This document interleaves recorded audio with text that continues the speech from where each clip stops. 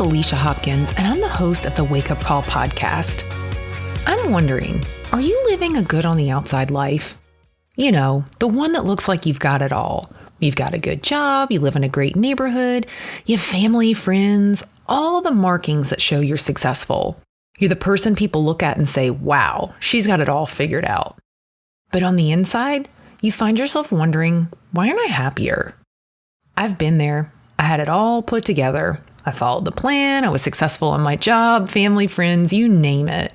From the outside, everything looked great. Yet on the inside, I was a crumbling mess of anxiety and didn't understand why.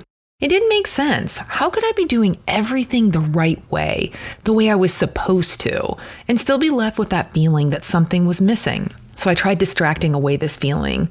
I felt like if I could just keep myself busy enough, maybe it would make that feeling go away or I could push through it. But my body eventually started telling me otherwise as my anxiety worsened. Some days it was almost impossible to even leave the house, and on really bad days, I had to turn to medication to get through.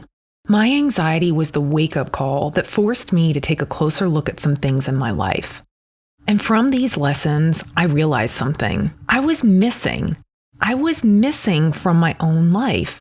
I didn't know who I was. I had been neglecting myself and letting things like perfectionism, people-pleasing, and comparison take control of my life. I was measuring my success, my happiness, by other people's standards, not my own. I have a sense that you may understand what I'm talking about. Maybe you've built an external identity that no longer matches up to who the real you is on the inside. Or maybe you feel like you don't even know who that real you is. If this is resonating with you, I am so glad you're here. When I started doing the work to figure out what I really wanted, there wasn't one person or one source giving me the roadmap I needed to follow. I had to connect the dots of the things I was learning, the things I was discovering, whether it was through therapy, my coaching, podcasts, you name it. I wish there would have been one person just a little bit further on the path that could have turned to me and said, hey, Alicia, let me show you the way. That is the reason I wanted to start the Wake Up Call podcast, to help people like you, help people like me through this process, so you don't have to walk it alone. This podcast is a place where I want to share some of the learnings I've had and how I've started putting the pieces back together to build a life that feels more like my own.